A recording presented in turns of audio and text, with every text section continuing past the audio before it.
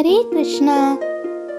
ഭൂലോക വൈകുണ്ഠമായ ഗുരുവായൂരിലെ ശ്രീലകത്ത് ഉച്ചപൂജയ്ക്ക് ശേഷം കളഭത്താൽ പ്രശോഭിതനായിരിക്കുന്ന ഉണ്ണിക്കണ്ണൻ്റെ രൂപമാണ് വർണ്ണിക്കാൻ പോണത്. ഭക്തരുടെ സകല ദുരിതങ്ങളും നീക്കുന്ന സച്ചിദാനന്ദ സ്വരൂപനായിട്ടാണ് ഗുരുവായൂരപ്പൻ ഇന്ന് നമ്മുടെ കൺമുന്നിൽ തെളിഞ്ഞു നിന്നത്.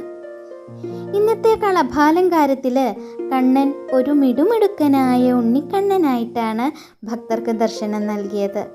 അരഞ്ഞാണവും ആഭരണങ്ങളും പൊൻകിങ്ങിനിയും തളയും ഒക്കെ ചാർത്തി കുഞ്ഞുവയറിൽ പറ്റിക്കിടക്കണ കിങ്ങിനിയുടെ ഭംഗിയും ഒക്കെ ഉൾക്കൊള്ളണ ഒരു കുഞ്ഞ് ഉണ്ണിക്കണ്ണനായിട്ടാണ് ഭഗവാൻ ശ്രീലകത്ത് നിൽക്കുന്നത്. ആ ആനന്ദക്കണ്ണൻ്റെ രൂപം ഒന്ന് നോക്കി നോക്കൂ.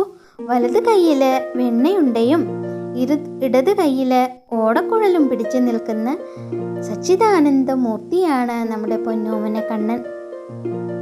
ഇത് ഐശ്വര്യത്തിൻ്റെയും സംഗീതത്തിൻ്റെയും ലയനമുള്ള ആനന്ദ കണ്ണനായിട്ടുള്ളൊരു ഭാവമാണ്. ഭഗവാന്റെ തിരുമുഖത്ത് ആ മന്ദഹാസം അതുപോലെ തന്നെയുണ്ട്. ചെവിപ്പൂക്കളും നെറ്റിയിലെ സ്വർണ്ണഗോപിയും ചാർത്തി മന്ദഹാസം തൂകി നിൽക്കുന്ന ആ മുഖം ഭക്തരുടെ മനസ്സിന് ഏറ്റവും വലിയ ആനന്ദം തന്നെയാണ് തരുന്നത്.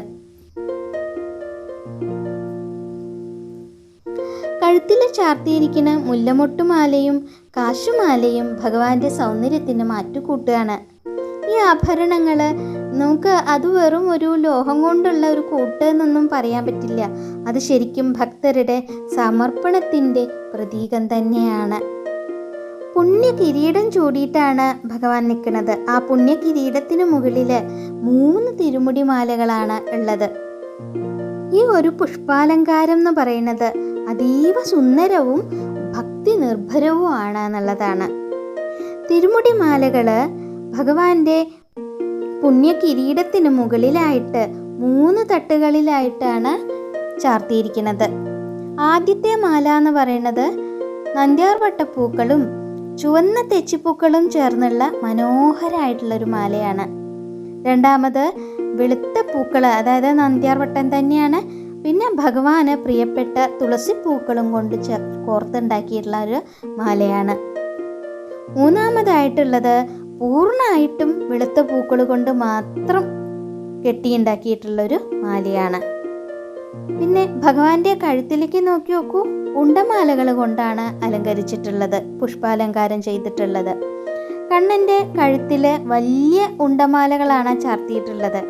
അതിലേറ്റവും പ്രധാനപ്പെട്ടത് എന്ന് പറയുന്നത് വെളുത്ത നന്ദ്യാർവട്ടപ്പൂക്കൾ കൊണ്ട് മാത്രം നിർമ്മിച്ചിട്ടുള്ള നല്ല തടിച്ചുരുണ്ട ഒരു ഉണ്ടമാലയാണ്. ഇത് ഭഗവാന്റെ ആ ഒരു ശ്യാമവർണ്ണത്തിൻ്റെ മുകളിൽ ഇങ്ങനെ തെളിച്ച് നൽകി നിൽക്കുകയാണ്. ഭഗവാന് ചുറ്റുമായിട്ട് വീണ്ടും പുഷ്പാലങ്കാരങ്ങളുണ്ട്. വിധാനമായിട്ട് 5-6ഓളം ഉണ്ടമാലകളാണ് ചേർത്തിട്ടുള്ളത്. അവയുടെ ക്രമം എന്ന് പറയുന്നത് തെച്ചിപ്പൂവും തുളസിയും ചേർത്ത 2 മാലകളുണ്ട്. താമരപ്പൂവും തുളസിയും കോർത്ത അതിമനോഹരായ ഒരു മാലയുണ്ട്.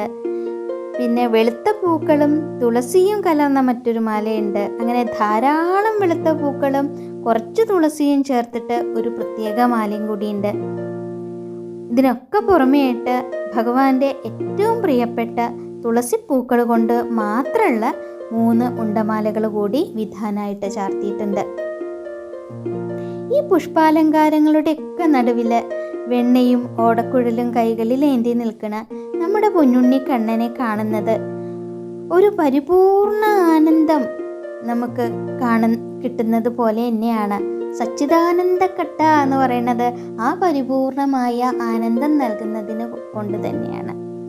ആ ആനന്ദം, പരിപൂർണമായ ആനന്ദം നമുക്ക് ലഭിക്കുന്നത് കൊണ്ട് തന്നെയാണ് ഈ പൂക്കളുടെ ഒക്കെ സുഗന്ധവും കളഭത്തിൻ്റെ സുഗന്ധവും ഒക്കെ കൂടി ആവുമ്പോൾ അതിൻ്റെ ഉള്ളിൽ ആ പൂക്കളുടെ ഇടയിൽ നിൽക്കുന്ന നമ്മുടെ പൊന്നുണ്ണി കണ്ണൻ്റെ ദർശനം എന്ന് പറയുന്നത് നമ്മുടെ എല്ലാ ഇന്ദ്രിയങ്ങളിലും കടന്ന് നമ്മുടെ ഉള്ളിലേക്ക് കുടിയേറിയിരിക്കുന്ന കണ്ണൻ തന്നെയാണ്. നമ്മുടെ ഹൃദയത്തിൽ വസിക്കുന്ന കണ്ണൻ തന്നെയാണ്. ആ ഒരു അനുഭൂതി, ആത്മീയ അനുഭൂതി എന്ന് പറയുന്നത് വലുതാണ്. ഉണ്ണിക്കണ്ണൻ സച്ചിദാനന്ദത്തിൻ്റെ ഒരു മൂർത്ത രൂപമാണ് എന്ന് നമുക്ക് പറയാം. ഭക്തിസാന്ദ്രമായ അന്തരീക്ഷത്തിൽ ഇങ്ങനെ നിൽക്കുന്ന നമ്മുടെ പൊന്നുണ്ണി കണ്ണൻ്റെ തൃപ്പാദങ്ങളിൽ വീണ് നമസ്കരിച്ച് ഭഗവാന്റെ നാമം നമുക്കെല്ലാവർക്കും ഒരുമിച്ച് ഭഗവാന്റെ നാമങ്ങൾ ജപിക്കാം. നാരായണ നാരായണ നാരായണ, കൃഷ്ണ ഗുരുവായൂരപ്പ.